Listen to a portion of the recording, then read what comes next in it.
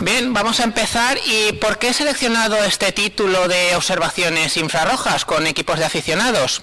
Normalmente cuando cualquiera de ustedes oyen hablar del infrarrojo, normalmente piensan en satélites de la NASA como el IRAS, como el WISE, como el Spitzer, satélites que observan en el infrarrojo lejano. Y claro, piensan, bien, es una longitud de onda que nosotros no podemos observar. Esto es en parte verdad y en parte mentira, ¿vale? Nosotros, digamos que no podemos abrir totalmente la puerta del infrarrojo, pero por decirlo de manera simple, podemos mirar por la mirilla. Y lo que yo voy a presentar es precisamente eso, lo que podemos ver si miramos en el infrarrojo por esa mirilla. Aquí les he traído esta primera imagen de portada.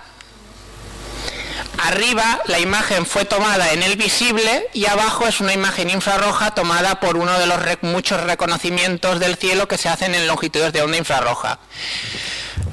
El cúmulo principal que se ve es UKS-1, que es un cúmulo que está situado en Sagitario. Ahora más adelante de la ponencia hablaré con él, que como pueden ver en visible es muy complicado observar, pero en el infrarrojo destaca mucho.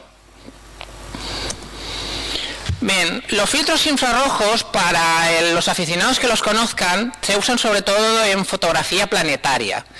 Albert Sánchez ya nos ha hablado esta mañana un poquito de lo que es la fotografía planetaria, y el problema que tiene la fotografía planetaria son la turbulencia atmosférica, ¿vale? La turbulencia atmosférica nos deforma las imágenes y hace que aparezcan borrosas. Por eso nos comentaba que muy importante era capturar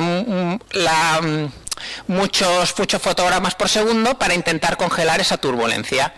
Bien, con el infrarrojo conseguimos reducir esa turbulencia, con lo que el número de frames aprovechables aumenta. Y por esa razón, principalmente, las fotografías de alta resolución normalmente se hacen en el infrarrojo. Para ilustrar esto, aquí tenemos una imagen de Júpiter. Esta ha sido tomada en luz azul con el telescopio de Smith-Cassegrain de Rafa Ferrando de 40 centímetros. Es un telescopio ya de una abertura ya considerable. Pueden ver que el planeta aparece bien definido, podemos ver sus bandas y algunos detalles. Pero cuando cambiamos al infrarrojo se puede ver como el número de detalles aumenta espectacularmente. Y esto es debido a lo que les comentaba, la turbulencia atmosférica se reduce y el número de imágenes aprovechables aumenta. Igualmente, podemos usarlo en fotografía planetaria para capturar imágenes de los tránsitos de los satélites de Júpiter sobre el propio planeta, porque aparecen muy definidos, podemos ver perfectamente la sombra de estos satélites cruzando el disco. Podemos usarlo también para observar la gran mancha roja que aparece aquí arriba. La gran mancha roja en el infrarrojo, por ser roja, aparece poco definida. Para observar la mancha roja con detalle habría que usar filtros de color azul, con lo que la mancha parecería más oscura. En el caso del infrarrojo, al ser la mancha roja, aparece clara, no está realmente, no destaca sobremanera sobre el planeta, pero se puede usar también para seguirla. Podemos observar también Marte. Esta es de la última posición del año 2014, tomada con un telescopio de 8 pulgadas, un 20 centímetros, el telescopio de Felipe Peña. En el caso de Marte, el filtro infrarrojo funciona muy bien, dado que al ser Marte rojo brilla mucho en el infrarrojo, con lo que podemos usar exposiciones muy cortas. También podemos usarlo para Venus. En el caso de Venus, con el infrarrojo no se aprecia las bandas de nubes, que también nos ha comentado Albert esta mañana, debido a que solo se observan en el ultravioleta, pero sí que podemos usarlo para ver sus fases con un nivel de detalle muy bueno. Para la Luna, obviamente, podemos usarla, al ser tan brillante tiene la ventaja de que podemos trabajar a muchos frames por segundo, con lo que obtener imágenes muy detalladas. Esta, por ejemplo, es de la X lunar, que aparece aquí. Es un juego de luces y sombras que aparecen por la época del cuarto creciente cerca de unos cráteres de la Luna. Es un juego de luces y sombras, no es un accidente real. O perfectamente podemos usarlo también para obtener imágenes detalladas de cráteres lunares, como por ejemplo esta del cráter Copérnico y de alrededores. Principalmente los fabricantes venden el uso de los infrarrojos, de los filtros infrarrojos, principalmente para esto, pero como voy a comentar en esta ponencia se pueden usar para hacer muchas más cosas. ¿Por qué? Pues el problema que tenemos los aficionados para observar algunos objetos es lo que se llama el efecto de enrojecimiento estelar, ¿vale? Si fuéramos a la Wikipedia o a cualquier diccionario o eso, nos saldría esta definición, ¿vale? Esta es la definición, digamos, técnica de lo que es el efecto de enrojecimiento estelar. Como es un poco larga para leerla, le voy a explicar con una analogía muy simple. Imagínense cuando van a comprar, por ejemplo, con los carritos del Mercadona, ¿vale? Que tienen unas ruedas muy pequeñitas. Cuando van por dentro del supermercado va muy bien. Pero ¿qué ocurre cuando salen dentro del parking? Que se enganchan en todas las piedras y obstáculos que encuentran, ¿verdad? En cambio, esto no ocurre, por ejemplo, cuando vamos con el coche, porque al ser las ruedas más grandes, digamos que saltan los obstáculos con mayor facilidad. Esto mismo es lo que ocurre con las longitudes de onda. El azul podría decirse que son las ruedecitas pequeñas, se engancharían con todo lo que encuentran por su paso, mientras que las longitudes de onda rojas, infrarrojas y obviamente las más largas, pasarían por encima de esos obstáculos. Este problema viene porque estamos dentro de una galaxia, en nuestra Vía Láctea.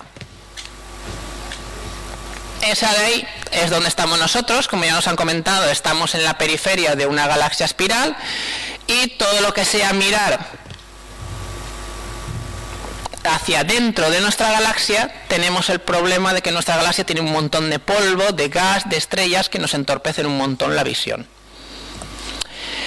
Esto se traduce en que si vemos el cielo en el infrarrojo lejano, no en el que ven nuestras cámaras, sino en un infrarrojo mucho más lejano, en el que observan las ondas que comentaba al principio, el cielo aparece lleno de lo que se llama nubes de polvo.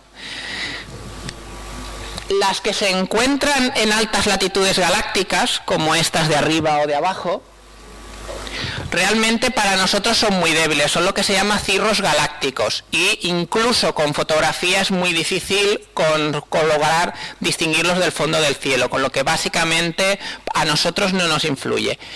Pero el problema viene cuando nos acercamos a la banda de la Vía Láctea. Cuando nos acercamos a la banda de la Vía Láctea, al ver la galaxia de perfil, entonces tenemos un problema mucho más gordo al tener que atravesar toda nuestra galaxia. Y aquí es donde entran en juego las observaciones que voy a comentar. Este efecto de enrojecimiento es el mismo que pueden ver, por ejemplo, cuando ven un espectacular atardecer como este rojizo. Nuestra atmósfera actúa de la misma manera. La luz del sol, la luz azul del sol se frena por las partículas de polvo y el gas que hay en nuestra atmósfera y solamente pasa la luz roja. Y por eso los atardeceres aparecen de este color rojizo. Ocurre también cuando la luna está muy baja en el horizonte. En este caso, saliendo esto que se ve es el puerto de Sagunto. Y podemos ver la luna como al nada más sale del horizonte del mar aparece muy enrojecida. Este efecto desaparece totalmente cuando la luna sube un poquito más en el cielo, con lo que podemos verla ya en su color natural. También en los eclipses lunares ocurre exactamente lo mismo, porque en los eclipses lunares, si recuerdan, es la luz de la Tierra, la luz de la luna, la luz del sol que pasa a través de la atmósfera de la Tierra, con lo que el efecto que hemos visto en el atardecer ocurre en todo el disco de la Tierra y por esta razón aparece de un color rojizo.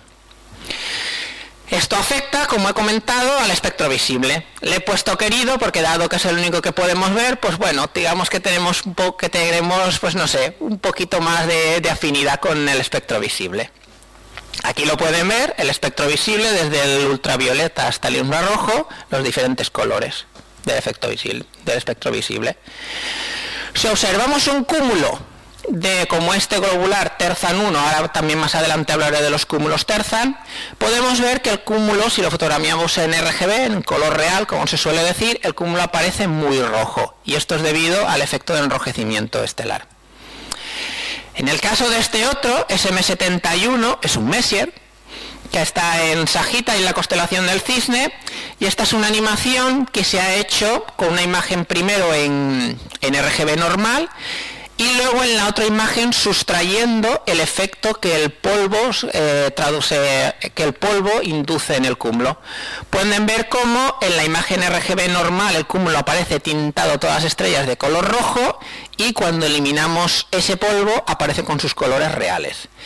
En este caso el cúmulo se halla relativamente cerca de nosotros, el efecto es muy poco notorio, pero conforme los cúmulos se alejan o están más dentro de la Vía Láctea, el efecto empieza a ser importante.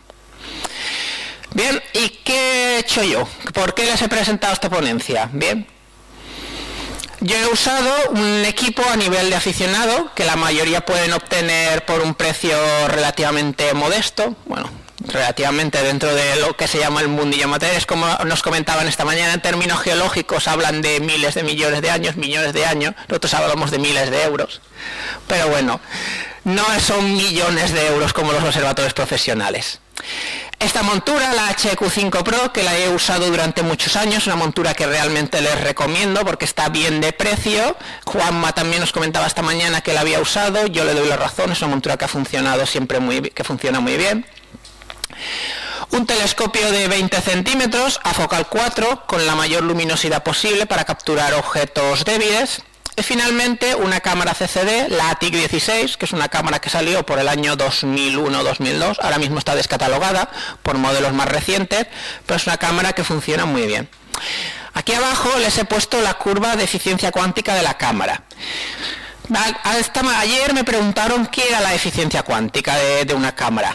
Bien, la eficiencia cuántica es simplemente la cantidad de luz que la cámara realmente transforma en información. No toda la luz que llega a las cámaras se transforma en información, solamente un porcentaje que depende del sensor y depende de la longitud de onda. En el caso de la ATIC 16 pueden ver como el pico del 70% lo tiene más o menos en los 620 nanómetros. Esta es la parte roja del espectro, es una cámara que tira bastante hacia el rojo. En otras cámaras la eficiencia cuántica varía, puede ser en algunas del 50%, las últimas, las Back Illuminator, andan por el 90 y pico, y luego hay cámaras como esta que tiran al rojo y otras que tiran al visual, depende muchísimo del sensor que sea. En el caso del infrarrojo, el que yo he usado, el filtro funciona a partir de los 800 nanómetros, que es esa parte de ahí. Ahí la eficiencia cuántica ya nos baja al 30% más o menos. Puede parecer muy poco, pero en realidad es más o menos como cuando se usan filtros de banda estrecha, como el H-alfa o el O3, es perfectamente utilizable. Para dar una cifra de comparación, los que antiguamente hacían película química, decir que la eficiencia cuántica de las películas químicas, incluso de las hipersensibilizadas, apenas llegaba al 5%. Ahora, con el infrarrojo, estamos trabajando con un 30%. Es una cantidad que aún podemos trabajar perfectamente. Con este equipo consigo un campo de 27 por 20 minutos, no entra la luna en el campo de la cámara CCD. La resolución es de 2,15 segundos de arco, que más o menos equivaldría a ver un DVD a 12 kilómetros. A 12 kilómetros un DVD sería de un tamaño de un píxel. Para que se hagan una idea, porque todo esto son números sin más, pues les he traído esta foto de la nebulosa Dumbbell, que todos los aficionados conocen, para que se hagan una idea del campo y de la resolución con la que yo trabajo. Y para observar el infrarrojo, pues obviamente necesitamos un filtro que nos bloquee el espectro visible y que nos permita trabajar en el infrarrojo. Filtros, aquí tenemos una marca, CVO, por ejemplo, el IR850, y luego tenemos los Astronomic, el 742 o el 807. ¿Qué son estos números? Los números se refieren a partir de qué longitud de onda el filtro se empieza, digamos, a abrir. En el caso, por ejemplo, del 807, que es el que yo he usado, como pueden ver en la gráfica, esta bloquea totalmente todo el espectro visible y solamente empieza a hacer el filtro transparente a partir de los 807 nanómetros, lo que se considera ya infrarrojo cercano. De esta manera bloqueamos todo el espectro visible y solamente nos centramos en la banda infrarroja, que es la que nos interesa para trabajar. Luego también Astrodon, que es una marca también bastante conocida, sacó hace tiempo, ahora creo que no se venden, imagino que por el precio que tenían, porque la verdad es que eran bastante caros, sacó un set de 3 filtros infrarrojos para hacer triconomía, para hacer un RGB, por llamarlo de alguna manera, infrarrojo. Eran 3 filtros que simulaban el azul, el verde y el rojo, pero en las bandas infrarrojas. Con estos filtros se podían obtener imágenes, un RGB, imágenes en color, pero infrarrojas. Este es el mismo globular del principio de la ponencia, el UKS1, y pueden ver como incluso en el infrarrojo el cúmulo aparece extremadamente enrojecido, dado que la gran mayoría de la señal estaba toda en el filtro de más ancho de paso, que creo que estaba a partir de los 850 o 900 nanómetros. Este último filtro ya necesitaba un telescopio bastante potente para funcionar, dado que ya nos íbamos a un infrarrojo bastante lejano. Y ahora un experimento, supongo que con gaseosa podría llamarse así. ¿Cómo sabemos que un filtro infrarrojo realmente deja pasar el infrarrojo? Porque nosotros no lo vemos. Cuando uno mira un filtro infrarrojo y se lo pone delante del ojo, no ve nada, dado que bloquea todo el espectro visible. Y dado que nuestro ojo no puede ver el infrarrojo, no sabemos si realmente el filtro deja pasar o no deja pasar el infrarrojo. ¿Bien? Pues se puede hacer una prueba muy sencilla. Usar un simple mando a distancia, ese es mi dedo, ese de ahí arriba. Se puede usar un simple mando a distancia y una cámara de fotos como la que tienen en el móvil o una reflex. Estas cámaras, también los sensores CMOS, al igual que los CCD, también ven el infrarrojo, una parte del infrarrojo cercano. Y si cogen un mando a distancia y lo miran a través de la pantalla del móvil, podrán ver cómo se ve la lucecita, que aquí aparece encendida, del mando a distancia. Aquí la tenemos sin filtro. Para la comparativa he usado el filtro hidrógeno alfa. El filtro hidrógeno alfa pueden ver que no se ve absolutamente nada, bloquea totalmente el infrarrojo, dado que el H alfa solo deja pasar la banda de los 656 nanómetros, que es la banda H alfa, bloqueando todo el resto de espectro, infrarrojo y visible. El filtro 3, situado en 507 nanómetros, que es la parte verde, tampoco lo deja pasar, pero cuando usamos el filtro infrarrojo, pueden ver cómo la lucecita tiene exactamente la misma intensidad que en la imagen sin filtro. Esto lo que nos está indicando es que verdaderamente el filtro es transparente a la banda infrarroja, con lo que podemos usarlo con garantías. Bien, y ya pasamos a lo que se puede observar con este tipo de filtros. En primer lugar, y sobre todo, cúmulos infrarrojos, como por ejemplo los Terzan. Este señor, Terzan, es un astrónomo franco-armenio que nació en 1927 y tiene un cúmulo de descubrimientos realmente impresionantes, como pueden ver aquí. Fue uno de los pioneros, no el primero, pero uno de los pioneros en que usó la película infrarroja para fotografiar el cielo. ¿Vale?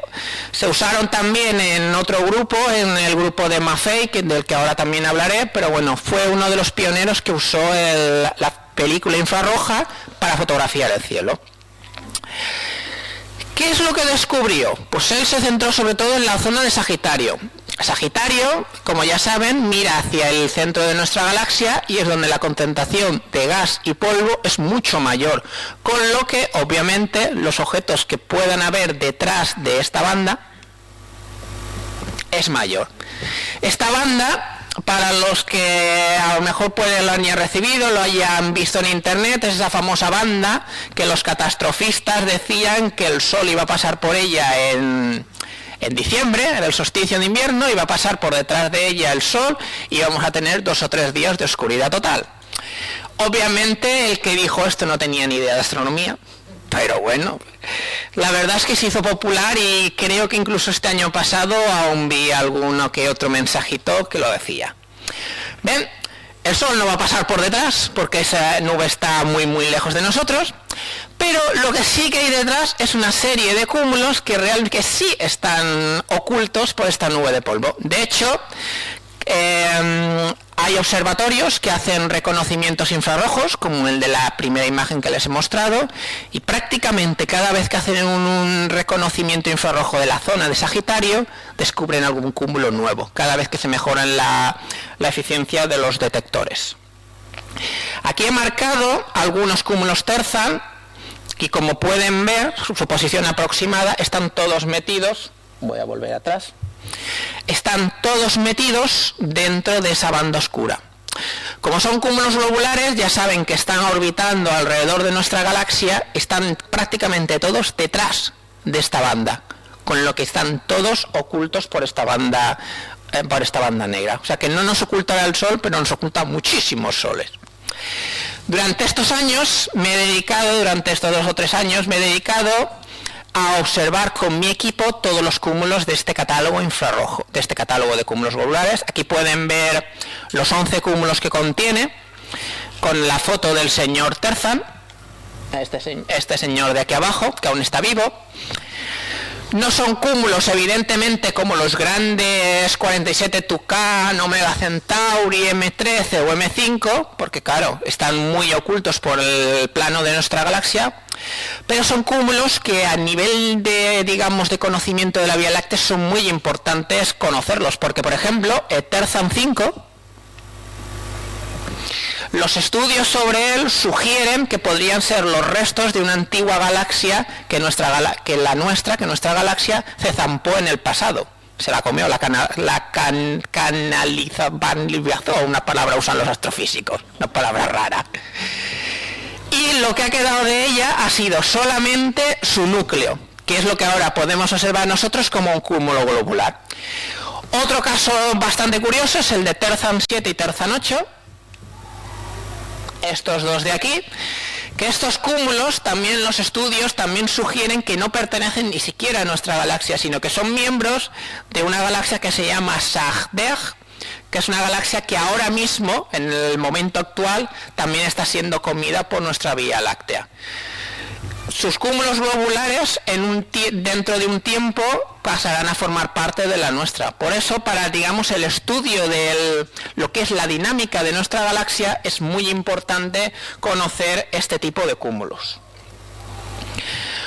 En la zona de Sagitario pueden verse otros, como el HP1 o este otro, Palomar 10, que está situado también cerca de M71, está situado más lejos del cúmulo y por tanto sufre el efecto de enrojecimiento con mucho mayor.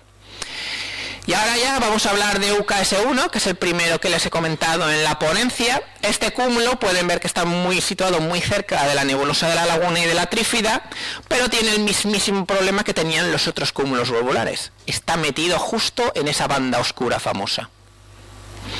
Aquí pueden ver esta animación de abajo, está hecha con imágenes del Digital Sky Survey, que es un reconocimiento que hizo el Observatorio Palomar. El cúmulo aparece por arte de magia, porque básicamente es por arte de magia en las imágenes infrarrojas, pero ni siquiera vemos ningún atisbo de él en la imagen roja. Fíjense que estamos hablando de una imagen roja, no estamos hablando de una imagen azul, sino de una imagen roja. Y ni siquiera en la imagen roja el cúmulo es visible, lo que nos da una idea del gran enrojecimiento que sufre. El cúmulo está a unos 35.000 años luz de distancia de la Tierra. La distancia es bastante incierta dado el enrojecimiento que sufre, pero parece que haya bastante consenso de que está situado en el otro extremo de la galaxia. Y esto, pues claro, tenemos que atravesar toda nuestra galaxia para poder observar el cúmulo. Por eso el efecto de enrojecimiento es extremadamente grande. Y esta es la imagen que obtuve yo con mi equipo. El cúmulo es pequeñito, mide más o menos unos 2-3 minutos de arco. Aquí no les he puesto recortes, los cúmulos Terzan eran recortes de las imágenes originales. En este caso les he puesto la imagen completa para que puedan ver el rico campo de estrellas y el cúmulo en el centro. Sobre esto decir que hice una prueba con una toma de 4 minutos sin filtro, con filtro visible, sin filtro infrarrojo, y el cúmulo directamente no aparecía. Me pasaba como en las imágenes del Digital Sky Survey. Sin embargo, con el 4 minutos el cúmulo ya se resolvía en estrellas en la foto infrarroja, lo que nos da una idea del potencial que tienen estos filtros para observar este tipo de objetos. Más allá de los globulares existe otro grupo que podemos observar también, que es el grupo de galaxias Maffei. Es un grupo de galaxias situadas a unos 12 millones de años luz de la Tierra. Las descubrió Paolo Maffei, que es otro de los pioneros en la fotografía infrarroja. Por su distancia deberían ser, vamos, prácticamente visibles a simple vista. Piensen, por ejemplo, que el cúmulo de Virgo está a 50-60 millones de años luz y casi con prismáticos podemos observarlos. En cambio, este cúmulo situado a 12 millones de años luz es casi invisible en el óptico. ¿Por qué son tan complicadas de observar? Pues por una razón muy simple. Este es una foto de las conocidas nebulosas del alma y del corazón, muy conocidas por cualquier fotógrafo. Pero lo que quiero que se fijen es lo que marcan estas flechas. Estas flechas son las galaxias Maffei, situadas justo al lado de esas nebulosas. Así que fíjense, estamos hablando de unas galaxias que están situadas detrás de un complejo de nebulosas, donde el efecto de enrojecimiento es totalmente extremo. Aquí podemos ver un mapa con las galaxias Maffei situadas en el centro de la banda de la Vía Láctea. Y claro, como son galaxias, nos pasa como en el cúmulo globular, tenemos que atravesar toda nuestra galaxia para poder observarla. Solamente el grupo alrededor de IC342, que es otra galaxia débil, es más o menos visible, es bastante más visible en el óptico. Pese a eso, lleva denominación de IC, con lo que es un objeto también bastante débil. Maffei 2, aquí también he traído imágenes del Digital Sky para que puedan comparar. En la imagen azul, quien tenga mucha vista podrá ver algo en el centro. Que tenga vista, claro, no es apenas visible. En la imagen roja ya empezamos a ver algo, ahí en el centro. Y en la imagen infrarroja es cuando podemos observar ya la galaxia en todo su no diré en todo su esplendor, pero ya podemos observar que ahí hay algo. Si combinamos las tres imágenes en una imagen en color, pueden ver cómo la imagen tiene una fuertísima dominancia al rojo, porque la galaxia parece muy enrojecida. En mi caso he observado varias galaxias del grupo Maffei. Esta, por ejemplo, es la Maffei 1, que es el punto más gordo que aparece en el centro. Es la primera galaxia que se descubrió, la más brillante, es una elíptica. Si cambiamos al infrarrojo, pueden ver cómo el punto aumenta muchísimo más. Y si hacemos una animación de las dos imágenes, pueden ver que aparte de que el punto aumenta, también aparece una especie de halo alrededor de la galaxia. Si el tiempo de exposición hubiera sido mayor, hubiéramos visto que la galaxia no es solamente el puntito brillante que aparece en las imágenes de luz visible, sino que es realmente una galaxia mucho más grande. Maffei 2, también observada en el infrarrojo. Aquí en este caso ni siquiera hice la comparativa en el visible porque me hubiera pasado lo mismo, no hubiera observado, no hubiera ni siquiera visto. Y esta es una galaxia mucho más débil, se llama Diwingelo 1, creo que se pronuncia así, es el nombre de un radiotelescopio. De hecho, fíjense que esta galaxia la descubrió un radiotelescopio, no se descubrió en el óptico, porque esta galaxia en el óptico, más del 99% de su luz es absorbida por la Vía Láctea. Por tanto, la luz que nos llega a nosotros es básicamente nada, 4 gotitas por llamarlo así. De hecho, esta imagen requirió más de 3 horas de exposición para poder obtener esto. Y finalmente, también del catálogo IRAS. El catálogo IRAS fue compilado por el satélite IRAS, que en los años 80 observó todo el cielo en la banda del infrarrojo. Por entonces el cielo en la banda de infrarrojo era un gran desconocido. Observó todo el cielo y compiló un catálogo de fuentes infrarrojas que habían en el cielo. Es un catálogo que se sigue usando en la actualidad porque es uno de los más completos. Cerca del cúmulo NGC 7423, que es el que aparece aquí concentrado, se puede observar uno de los poquísimos objetos IRAS que son visibles con nuestros filtros infrarrojos, porque la mayoría están situados en infrarrojos mucho más lejanos. Aquí, por ejemplo, pueden verlo, es un objeto pequeñito. En la imagen, esta animación, pueden ver la animación, lo mismo entre la imagen visual y la imagen infrarroja. Pueden ver como en la imagen infrarroja es una nebulosa planetaria bipolar. Y pueden ver como en el infrarrojo la planetaria aumenta un poco de tamaño y de brillo. No es una diferencia espectacular, pero podemos ver como el objeto aumenta bastante, un poco.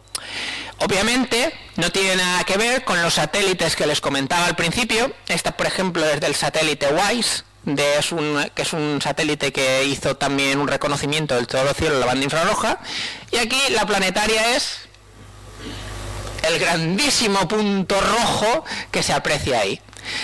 Con esto vengo a decirles que bueno, que obviamente estamos limitados porque nuestra cámara solamente capta una pequeña porción del infrarrojo, pero que con esta porción, como les decía al principio, pues bueno, podemos asomarnos un poquito en lo que es el infrarrojo, en la parte del infrarrojo, abrir nuevas puertas a objetos que mucha gente pensaba que no se podían observar, y bueno, para todos los fotógrafos que quieran ir un pasito más allá, pues creo que es una opción bastante interesante. Muchas gracias.